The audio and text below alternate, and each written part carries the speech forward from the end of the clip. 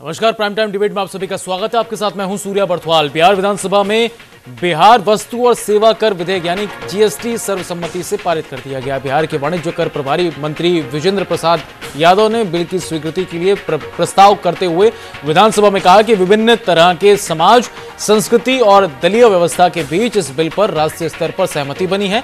देश और राज्य हित में इस बिल को फायदेमंद बताते हुए उन्होंने कहा कि इस बिल के पास होने पर गांव में रहने वाले लोगों और गरीबों को सहूलियतें मिलेंगी। हालांकि भाकपा माले ने जीएसटी बिल का पुरजोर विरोध करते हुए इसे अमीरों के लिए सहूलियत वाला बिल बताया है। फिलहाल बिल से कितनी सहूलियत किस राज्य को मिलेंगी ये तो बाद में पता चलेगा, लेकिन बिल पास होने के बावजूद बिहार में बयानबाजियों का दौर शुरू हुआ है।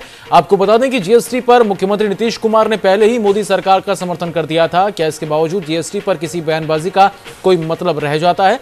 प्राइम टाइम में आज इसी पर चर्चा करेंगे।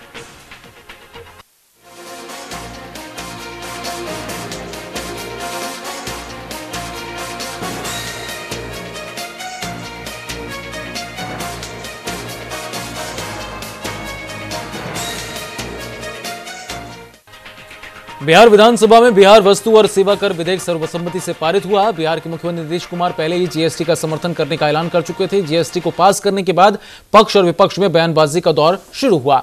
सत्ता पक्ष ने बीजेपी पर आरोप लगाते हुए कहा कि जब तक केंद्र में बीजेपी विपक्ष में रही, इसने इस बिल का विरोध किया। यहां तक कि बीजेपी शासित गुजरात, मध्य प्रदेश और छत्तीसगढ़ भी इसके विरोध में थे। उधर विपक्ष ने भी अब इस पर जमकर पलटवार किया है। महत्वपूर्ण भूमिका ये है कि जीएसटी के मामले में माननीय मुख्यमंत्री जी प्रारंभिक काल से जब एनडीए में थे तब भी, यूपीए का शासनकाल आया तब भी, आज गठबंधन में तब भी लगातार इस मामले में उनकी सकारात्मक भूमिका एडमिनिस्ट्रेशन की रही कि जीएसटी होनी चाहिए। पूरा देश में एक बाजार हो, एक टैक्स नेटवर्क हो, एक तरह की वस्तुओं सभी जगह डिस्टेंस बेस्ड टैक्स लगे और देश में और ज़्यादा आवाजाही बाजार का हो, क्योंकि बाजार जानते हैं आप कि बाजार पर ही गांव का भी विकास निर्भर करता है। तो इसलिए इस मामले में बिहार दूसरा राज्य है। जीएसटी बिल पास होने के बाद कांग्रेस, बीजेपी और बिहार के मंत्रियों ने कई तरह की प्रतिक्रियाएं दी हैं। आपको सुनाते हैं।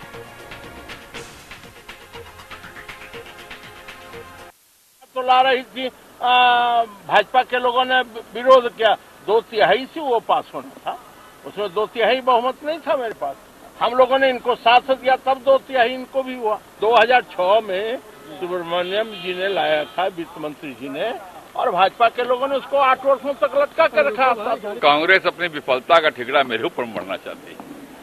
ये जीएसटी बिल पर जो सर्वसम्मति की बात है, कांग्रेस की सरकार इसमें विफल रही। वो विपक्ष को विश्वास में नहीं ले पाई, उसका रुख लचीला नहीं था, अड़ियल रवैया था।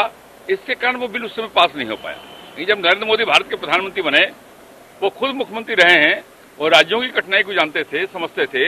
इसलिए जब उन्होंने पहल किया, राज्यों की कठिनाइयों का निराकरण किया, उन्होंने उसको जो नुकसान होने वाला था राज्यों को, उसकी भरपाई की समुचित व्यवस्था की और लचीले रुख के कारण आज ये बिल सर्वसम्मति से पास हुआ देश के अंदर और विधानसभा के अंदर भी पास हुआ। ये जो जीएसटी बिल का मामला है, कांग्रेस की जब सरकार थी केंद्र में, तब भी कोशिश कई बार की गई, और जब आदरणीय नरेंद्र मोदी जी गुजरात के मुख्यमंत्री थे तब वो उनके विरोध में थे, और भारतीय जनता पार्टी भी विरोध में थी। लेकिन जब वो सत्ता में आए, केंद्र की सत्ता में, तो उनको सद्बुद्धि आई और उनको लगा कि इस बिल को बहुत पहले पास होना चाहिए, और उन्होंने पास किया बहुमत के आधार पर। और सारे विपक्ष ने भी, एक पार्टी छोड़ करके पूरा विपक्ष भी साथ रहा। तो उसी के तहत हमारी सरकार, बिहार की सरकार भी पहले दिन से ही जीएसटी बिल के पक्ष में थी, और जब केंद्र सरकार ने उसको पारित किया तो उसका अनुसरण हम लोगों ने भी किया। बिल पारित होने के बाद नेता प्रतिपक्ष प्रेम कुमार ने कहा कि जीएसटी से बिहार के विकास को और ज्यादा बल मिलेगा। बिल जिसको हमारे तत्कालीन प्रधानमंत्री अटल बिहारी वाजपेयी जी ने पार्लियामेंट में लाकर पास कराने का प्रयास किया था, लेकिन उस समय कांग्रेस के लोग विपक्ष में थे, उनका सहयोग नहीं मिल पाया। हम समय का इंतजार कर रहे थे, समय बदला। जिस काम में कांग्रेस पार्टी ने 13 वर्षों में बिल को पारित नहीं करा पाई, वही माननीय प्रधानमंत्री नरेंद्र भाई मोदी ने सभी दलों को विश्वास में लेकर इस बिल को पास करा करके देश के लिए ऐतिहासिक कदम उठाने का काम किया। और इस बिल से जो हमारा जो बिल आया है, इससे एक मैसेज जा रहा है पूरे देश में, एक कर और एक देश और नए भारत के निर्माण में जीएसटी की अहम भूमिका होगी। दुनिया के कई से देश हैं जहाँ जीएसटी पहले से लागू जा करके, आज़ादी के लंबे सफर के बाद सत्ता में 50 वर्षों तक बैठने वाले कांग्रेस पार्टी के लोगों ने चीज की चिंता नहीं की, लेकिन हमारे माननीय प्रधानमंत्री ने कम समय में यह चिंता व्यक्त की और सब दलों को विश्वास में लेकर लोकसभा राज्यसभा से पारित कराने का काम किया। आज दूसरा बार जीएसटी में कई संशोधन के साथ जो बिल बिहार विधानसभा में आए थे, हम लोग सर्वसम्मति। पूर्व मुख्यमंत्री जीतन राम मांझी ने कहा है कि कदम सूबे में क्रांतिकारी बदलाव लेकर आएगा। कुमार जी को निश्चित बधाई देते हैं इस संबंध में कि चूंकि जीएसटी बिल का समर्थन शुरू से ही कर रहे थे और ये पहला राज्य है कि जो इस प्रकार का अपना कदम उठाया और समर्थन दिया भारत सरकार को। एक बात अभी विधानसभा में आई, माननीय सदानंद सिंह जी ने कहा कि इसको 2006 में ही पारित हो जाना चाहिए, लेकिन भाजपा के चलते पारित नहीं हुआ, जिससे कई 1 लाख करोड़ रुपया की क्षति हुई है लोगों का। हम विशेष नहीं कहना चाहते हैं, दोष तो दोनों तरफ से है, लेकिन अगर भाजपा की ही बात कही जाएगी तो भाजपा की सरकार 2014 में आई है। 14 के उपरांत ये जीएसटी बिल पास कराने के लिए अनेक प्रयास किए गए, लेकिन पार्लियामेंट नहीं चलने दिएगा, पास नहीं हुआ। तो कम से कम 3 वर्ष जो क्षति हुई, जो कहते थे कि 24,000 करोड़ रुपया बिहार को क्षति होती है प्रति साल, तो इस हिसाब से 72,000 करोड़ रुपया तो ये लोगों ने मार दिया। पहले क्यों नहीं ऐसा किया था जो आज कांग्रेस के हमारे सदानंद सिंह जी कहते हैं। हम समझते हैं कि उनको दोनों बात कहनी चाहिए थे, जो एक ही बात कहकर के उन्होंने अपना। बिहार विधानसभा शुरू होने से पहले ही भाकपा माले के विधायकों ने विधानसभा के बाहर जीएसटी बिल को लेकर जमकर प्रदर्शन किया। इस दौरान भाकपा माले ने जीएसटी बिल को कॉर्पोरेट घराने को फायदा पहुंचाने वाला बताया है। उन्होंने भूमि समस्या को लेकर सरकार से विशेष सत्र बुलाने की भी मांग की। जीएसटी बिल ये गरीबों पर कर का बोझ बढ़ाएगा, महंगाई बढ़ाएगा और इस बिल के खिलाफ में हम लोग विरोध करते हैं। हम लोग पूरे बिहार विधानसभा में विरोध के साथ सड़क पर भी हम लोग विरोध करेंगे। और अभी जो भूमि समस्या है, आवास समस्या है, इस आवास समस्या पर विशेष सत्र बुलाना चाहिए। और नीतीश कुमार जी माननीय मंत्री, मुख्यमंत्री, जिनको महागठबंधन के माध्यम से बिहार की जनता ने नरेंद्र मोदी। और चर्चा की तरफ रुख करते हैं। इस वक्त जेडीयू नेता डॉक्टर इजहार अहमद इस वक्त हमारे साथ फोन लाइन पर जुड़े हैं। इजहार जी, आपका न्यूज इंडिया पर बहुत बहुत स्वागत है। बहुत बहुत शुक्रिया, बहुत बहुत शुक्रिया भाई, बहुत। जीएसटी बिल पास हुआ है, जाहिर तौर पर आम जनता के हक को लेकर उनके फायदा पहुंचाने की बातें की जा रही हैं। आज पास तो बिल हो गया, जाहिर तौर पर अच्छी बात है, लेकिन इसके बाद जो सियासी बयानबाजी सामने आ रही है, क्रेडिट लेने की जो होड़ मची है, इसके पीछे की वजह आपको क्या लगती है? बीजेपी कहती है ये उनका कदम था। हेलो जी इजहार जी, जो जीएसटी बिल पास होने के बाद अब क्रेडिट लेने की होड़ मची है तमाम पार्टियों में, इसके पीछे की वजह आपको क्या नजर आती है? क्यों बीजेपी कह रही है कि ये उन्हीं का कदम था और अब सरकार ने उसके ऊपर मुहर लगाई है? देखिए, ऐसा है कि सूरज जी, ये जीएसटी बिल, ये जैसा कि वो कांग्रेस के नेता सदानंद ने कहा जी, सदानंद ने कहा साफ तौर से कि ये इसमें लंबित हुआ है, पेंडिंग हुआ है जी। इसको goes to credit mister Bihar के मुख्यमंत्री नीतीश कुमार जी को जी, कि उन्होंने जनहित में जब भी जरूरत पड़ी है, देश हित में, राष्ट्र हित में, समाज हित में और गरीबों की भलाई में उन्होंने जो सोचा वो काम किया है उन्होंने। और बिहार एक पहला राज्य है जो GST, goods and service tax, तो पहली बार इन्होंने हिम्मत करके और सदन को आज खास पहली बार एक दिन के लिए बुला करके जीएसटी बिल को पास सदन में किया। तो ये पूरी क्रेडिट और हिम्मत, हौसला अफजाई करना पड़ेगा माननीय नीतीश कुमार जी का, जिन्होंने बड़ा हिम्मत और हौसला प्रति काम करने का काम किया है। ठीक है सर। अब रही बात कि भारतीय जनता पार्टी और पार्टी के लोग तो अपनी ले थपड़ी बजाते रहेंगे, ठीक है, इसको सराहा है माननीय प्रवीण कुमार जी ने, जो विपक्ष के नेता है, इसको सराहा है सुशील कुमार मोदी जी ने भी। तो जो अच्छे काम करते हैं नीतीश कुमार जी, सबको मजबूरी भी है, सबको को सराहना चाहिए, क्योंकि जनरल में से राज्य को भी, देश को भी, केंद्र सरकार को, राज्य सरकार को भी काफी फायदा होगा इससे। एजाज जी, जाहिर तौर पर ठीक है, आपकी बात को हम मान गए कि मुख्यमंत्री ने एक साहसिक कदम उठाया, सत्र बुलाया और उसके बाद जीएसटी बिल को पास करवा दिया गया। लेकिन उसके बाद जो बयानबाजियों की होड़ लगी है, उन स्थिति में देखते हुए अगर बीजेपी कहती है कि सरकार की एक केंद्र सरकार का ये कदम था, उस पर हालांकि उससे पहले भी मुख्यमंत्री नीतीश कुमार ने इस जीएसटी बिल को लेकर अपनी समर्थन दिया था, अपनी हामी भरी थी, उसके बाद आज ये पास कर दिया गया, लेकिन इसका क्रेडिट राज्य सरकार को न देते हुए बीजेपी खुद को दे रही है और बाकी तमाम दल भी कुछ उसी तरीके से निकलकर सामने आए, चाहे कांग्रेस की अगर बात भी की जाए तो। ये देखिए, एक चीज है कि कांग्रेस ठीक है, कांग्रेस का कहना भी कुछ हद तक दुरुस्त है कि उन्होंने बिल पहले लाया था, लंबित हुआ और ये बाद में भारतीय जनता पार्टी ने इसका विरोध किया और केंद्र सरकार के भारतीय जनता पार्टी बनी, उसमें थोड़ा सा लंबित हुई। लेकिन बिहार एक अव्वल राज्य है, पहला राज्य जो विशेष अधिवेशन बुला करके आज सदन में सहमति से पास करके इन्होंने दिखा दिया कि जनहित में, राजहित में, समाज हित में जो नीतीश कुमार जो झंडा बुलंद किया है, इससे गरीबों को भी फायदा होगा और गरीबों को हक भी मिलेगा और साथ साथ राज्य सरकार को भी हक मिलेगा, भारत सरकार का भी। इससे बहुत सारे मामले में समाधान हो जाएंगे इससे। जी ठीक है जरा साहब, इस बात को हम समझ गए, लेकिन इस वक्त हमारे साथ प्रोफेसर एनके चौधरी साहब इस चर्चा में शामिल हो गए हैं। एनके चौधरी साहब, आपका बहुत बहुत शुक्रिया, आप अर्थशास्त्री हैं, साथ साथ बीजेपी नेता भी हमारे साथ मृत्युंजय झा साहब भी हमारे साथ जुड़ गए हैं। मृत्युंजय जी, आपका भी स्वागत है। मृत्युंजय जी, आपसे समझना चाहेंगे, आज राज्य सरकार ने जीएसटी बिल पर मुहर लगा दी, आप लोगों की तरफ से एक बयान सामने आया है कि जीएसटी बिल केंद्र सरकार की पहल थी, उसी पर राज्य सरकार ने हामी भरी है। जी मृत्युंजय जी, की सरकार रही जिसके समर्थन में नीतीश कुमार जी की सरकार सत्ता चलती रही है जी, और उस समय भी कांग्रेस की सरकार थी, जीएसटी बिल के बारे में कुछ भी वो कर नहीं पाए। इतनी सारी पेचीदगी लगा देने के कारण जीएसटी बिल लंबित पड़ा हुआ था। भारतीय जनता पार्टी ने ये पहल की माननीय नरेंद्र मोदी जी ने कि एक राष्ट्र एक कर होना चाहिए और एक जनमानस को फायदा हो। देखिए, इसमें सबसे बड़ी बात मैं एक आपको बताना चाहता हूँ आपके माध्यम से जी, कि जिस प्रकार से जीएसटी लागू होता है, एक जो उन्नत राज्य है, जहाँ इंडस्ट्री है, जहाँ बड़े कारखाने हैं, जहाँ काफी प्रोडक्शन होते हैं, उन प्रदेशों को काफी नुकसान होने वाला है। जिस हिसाब से जहाँ फैक्ट्रियां नहीं है, जहाँ कारोबार नहीं है, उत्पादन नहीं होता बड़े पैमाने पर, उन राज्यों को इस वनस्पति से ज्यादा फायदा होने वाला है। क्योंकि हम सब जानते हैं कि जो हमारे उन्नत प्रदेश है, उन प्रदेशों में भारतीय जनता पार्टी के प्रदेशों में सरकार भी है, लेकिन हमने उसका ध्यान नहीं रखा। हमने ये ध्यान रखा कि जो ऐसे प्रदेश हैं जो संघर्ष कर रहे हैं, विकासशील के रास्ते पर बढ़ रहे हैं, धीरे धीरे कुछ न कुछ कर रहे हैं, उन प्रदेशों के अंदर जीएसटी लागू होने से एक पूरे देश में जो कर एक प्रकार का होना था, तो जो प्रोडक्शन माल आएगा, निश्चित रूप से प्रोडक्शन होने के बाद जो तमिलनाडु से अंदर चले, चाहे गुजरात के अंदर से कोई माल चलता है, तो माल का जो कर सरकार ले जी, तो जाहिर तौर पर जो चीजें हैं। प्रोफेसर एनके चौधरी साहब, जीएसटी बिल लागू कर दिया गया है, आप क्या कुछ इसके परिणाम भविष्य में देख रहे हैं?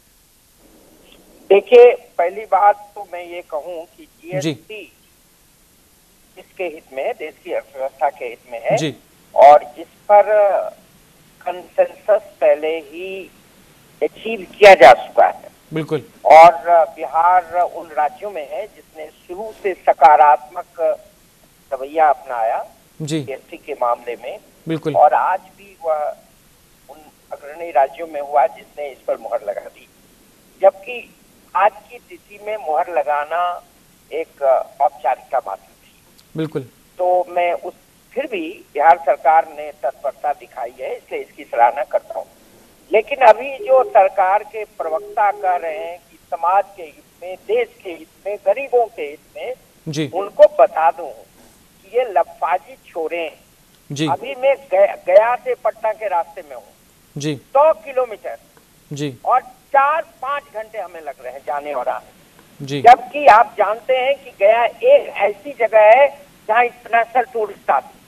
आज मुझे खबर मिली कि बीटा से किसान आए थे जी। मुझे ले जाने के लिए, जब मैं यहाँ गया के लिए चल गया। क्यों? क्योंकि आज मैं नहीं जानता क्या हश्र हुआ लेजिस्लेचर में किसान से संबंधित, उनको आशंका दी कि उनको मुआवजा जो मिलेगा नीतीश कुमार नहीं देने जा रहे हैं। यहाँ शिक्षा ध्वस्त है, स्वास्थ्य ध्वस्त है, स्वास्थ्य सेवाएं, पलायन जारी है, बेरोजगारी है, और भाषण देते हैं कि देश हित समाज हित। पटना यूनिवर्सिटी का सेंटिनरी ईयर चल रहा है, नीतीश कुमार वहां के छात्र हैं, 6 महीना बीत गया, उनको चिंता नहीं है। उनको चिंता है गुरु गोविंद सिंह की, चिंता है चंपारण की, उनको चिंता है बुद्ध का, और जिसने मॉडर्न बिहार को बनाया पटना यूनिवर्सिटी, जिसके खुद छात्र हैं, उस चिंता उनको नहीं है।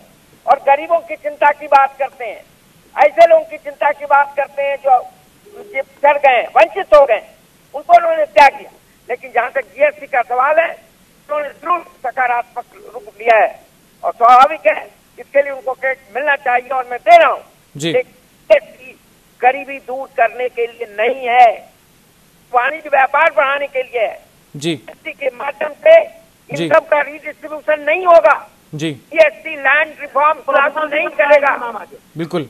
इसलिए भ्रम दूर करने के लिए कहिए, ये साइकोपेंसी का कल्चर छोड़ने के लिए कहिए, सरकार के और जो साइकोपेंसी का बारे में बेहतर होगा उनके। बिल्कुल। डॉक्टर इजहार अहमद साहब हमारे साथ बने हुए हैं। डॉक्टर इजहार साहब, भाकपा माले ने भी इसी मांग को लेकर आज प्रदर्शन किया, और कुछ यही बातें एनके चौधरी साहब भी कह रहे हैं। आप जरा आश्वस्त करें कि किस तरीके से आम जनता से, गरीब तबके के आदमी के साथ जुड़ा हुआ है जीएसटी। गलतफहमी से काम ले रहे हैं। तो अगर गुरु गोविंद सिंह के मामले में महात्मा गांधी जी के बारे में किया, उन्होंने चंपारण की पद यात्रा में कौन गलत काम किया? मैंने पूछा कि पटना यूनिवर्सिटी का क्या हुआ, बताइए पटना यूनिवर्सिटी के बारे में। गोविंद सिंह की इनको चिंता है, बताइए नीतीश कुमार जी सबकी कहाँ पर है, क्या हुआ? मुसलमानों सबका हो। साइंस कॉलेज का क्या हुआ? चौधरी जी अपने यूनिवर्सिटी का क्या हुआ? बात करते हैं, भाषण देना बंद की बात नहीं करते हैं, प्रचार और प्रसार कर रहे हैं।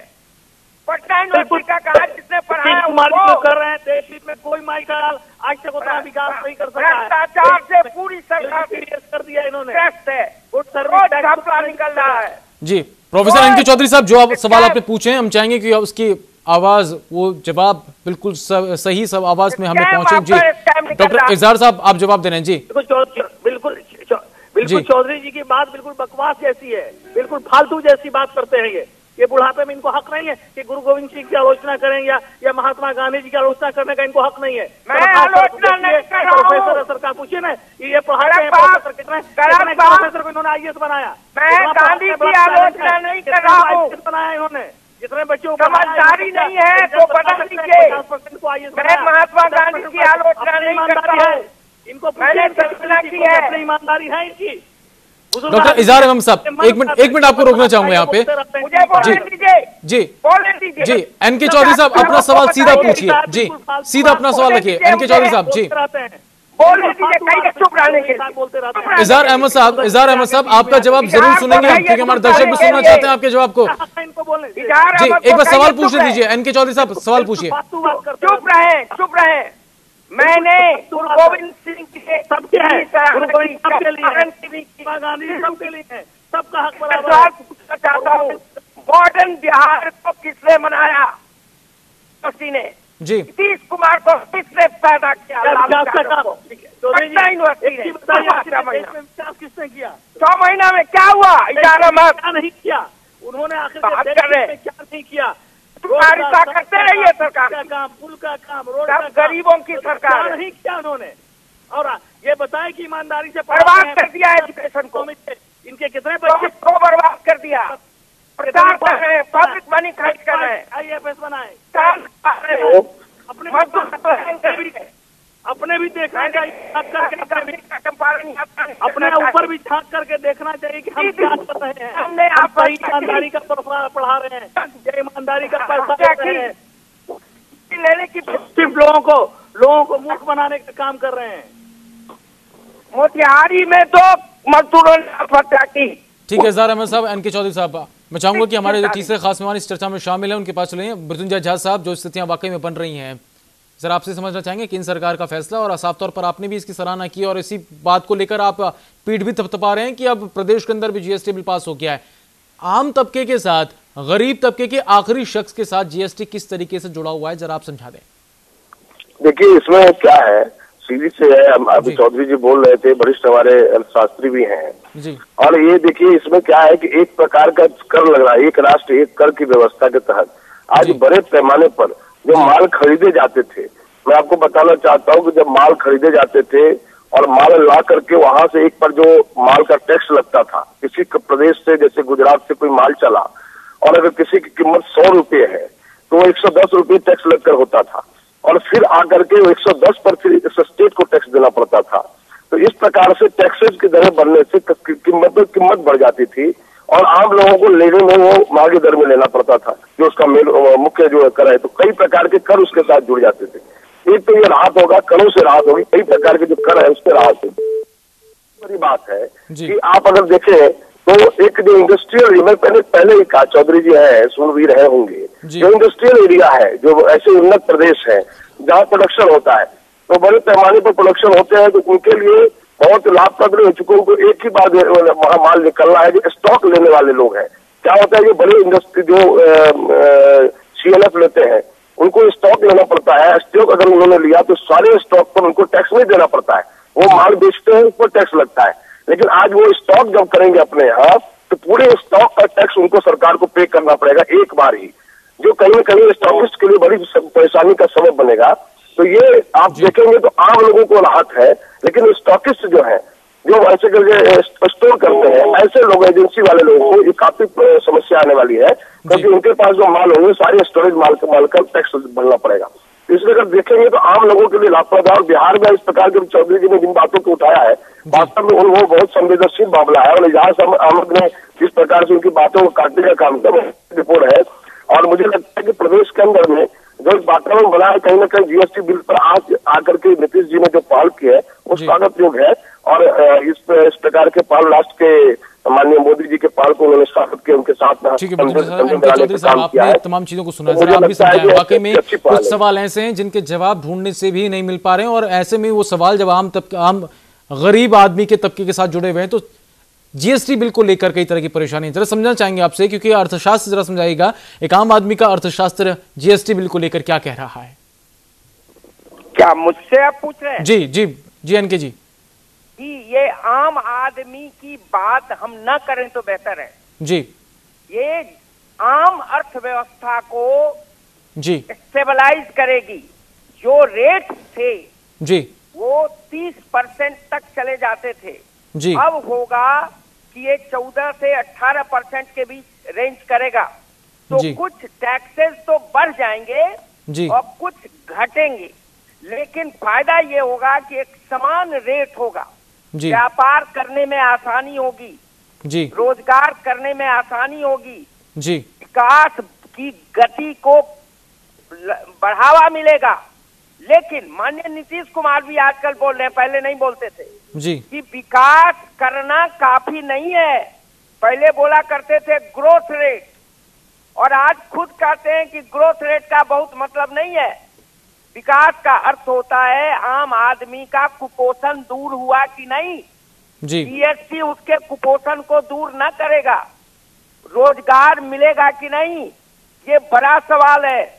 मजदूरों का पलायन रुकेगा कि नहीं, शिक्षा का लेवल ऊंचा होगा कि नहीं, सर्वव्यापी होगा कि नहीं।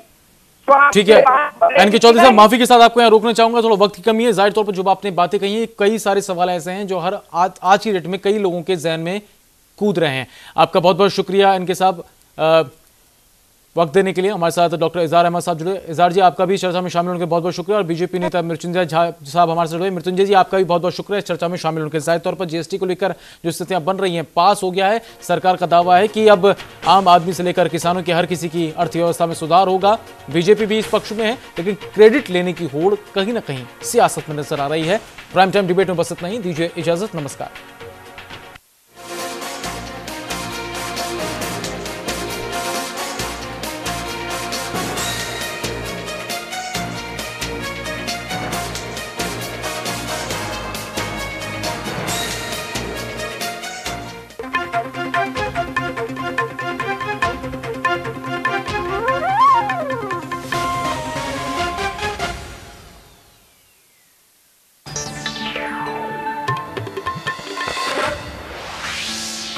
है।